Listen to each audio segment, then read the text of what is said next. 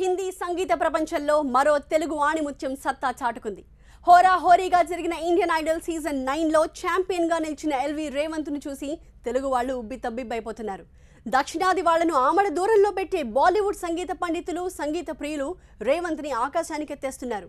రేవంతే కాదు, మరో తెలుగు తేజం పీవీఎన్ఎస్ రోహిత్ సెకండ్ రన్నరప్గా నిలవడం ఇంకో విశేషం.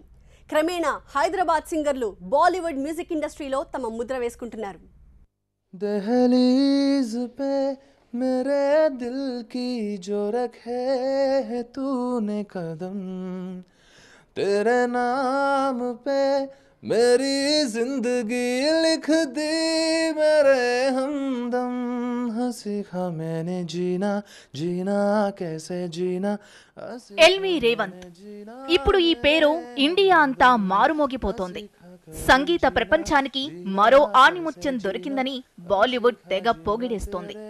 హిందీ సినీ సంగీత ప్రపంచంలోకి అడుగు పెట్టడానికి ఓ ప్రధాన వేదికైన ఇండియన్ ఐడల్ షోను శాసించి తెలుగు వాళ్ల సత్తా చాటాడు రేవంత్.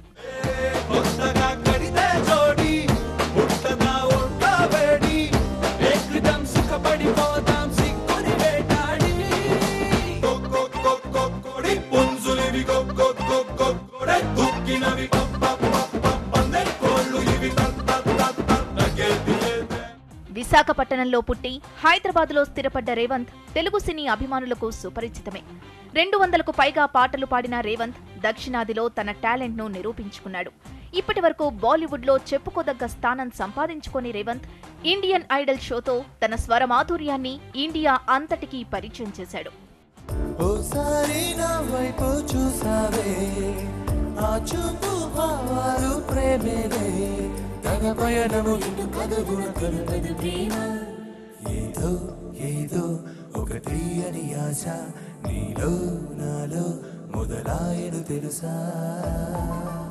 ఎంత టాలెంట్ ఉన్నా సౌత్ ఇండియన్ అనే ముద్ర రేవంత్ బాలీవుడ్ ఎంట్రీకి అడ్డంకిగా మారింది.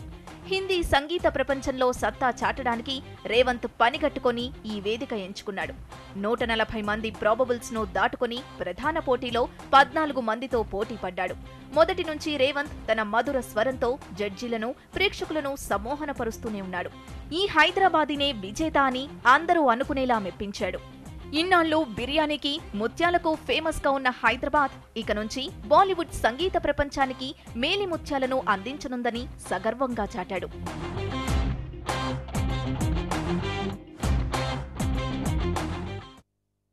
తెలుగు గాయకులకు ఆహ్వానం పలకడానికి ఇన్నాళ్లు మొహమాట పడుతూ వస్తున్న ఉత్తరాది సంగీత ప్రపంచం క్రమంగా వైఖరి మార్చుకుంటోంది.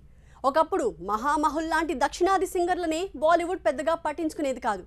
హిందీ భాష మీద మన వాళ్లకు పట్టు లేదనే గుడ్డి ముద్ర వేసేసి దూరంగా పెట్టేవాళ్ళు అక్కడి సంగీత దర్శకులు. దక్షిణాదిలో వేలల్లో పాటలు పాడిన మన సింగర్స్కి బాలీవుడ్ ఎప్పుడూ అందనంత దూరంలోనే ఉండేది. ఇప్పుడు హైదరాబాద్ ఆ ముద్రని చెరిపేస్తోంది. వేదం అణువణువున నాదం, నా పంచ ప్రాణాల నాట్య వినోదం, నాలో రేగే నిన్నో హంసానంది రాగాలై. వేదం వేదం అణువణువున నాదం.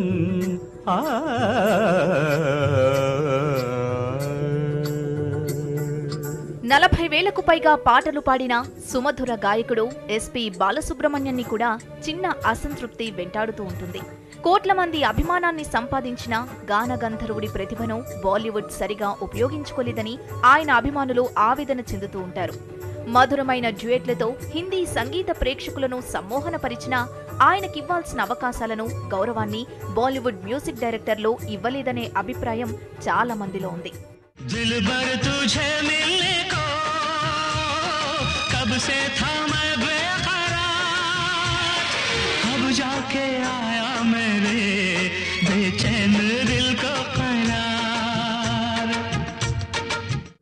హిందీ భాష మీద పట్టు ఉండదనే దురభిప్రాయంతో తెలుగు గాయకులను బాలీవుడ్ మ్యూజిక్ డైరెక్టర్లు దూరంగా పెట్టేవాళ్లు.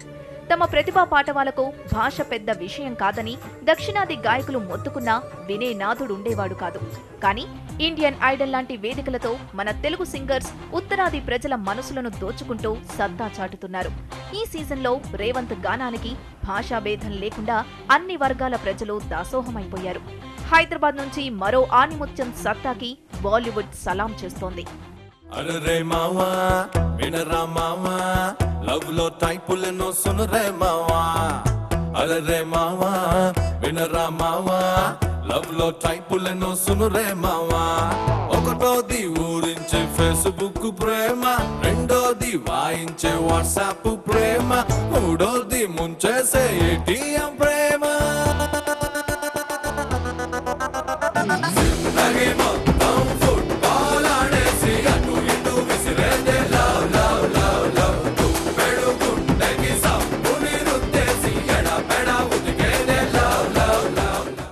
రేవంత్ విషయం తర్వాత బాలీవుడ్ హైదరాబాద్ వైపు చూస్తోంది.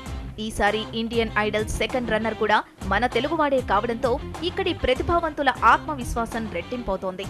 ఇండియన్ ఐడల్ కు మెరికల్ లాంటి సింగర్స్ ను అందించే ప్రయోగశాలలా హైదరాబాద్ మారుతోంది. ఇక ఎలాంటి భాషాపరమైన అడ్డంకులను మన తెలుగు గాయకులు పట్టించుకోరు. కారుణ్య, శ్రీరామచంద్ర అందించిన వారసత్వాన్ని రేవంత్, రోహిత్ కొనసాగిస్తున్నారు. ఇకపై బాలీవుడ్ ను శాసించే కొత్త స్వరాల్లో తెలుగు సంతకం ఖచ్చితంగా ఉంటుంది.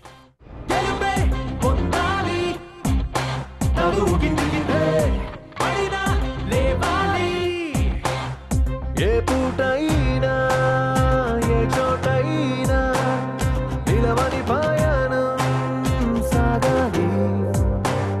రాళ్ళే ఉన్నా ముళ్ళే ఉన్నా దారేదైనా కానీ కోరే గమ్యం చూపించాలి. పక్క పక్కనే అక్షరాలను నిలిపి ఉంచిన అర్థమున్న ఓ పదము కానిదే అర్థముండునా. నీది అయిన నిర్వచనమిచ్చుకో జీవితానికి ఏం చేసినా.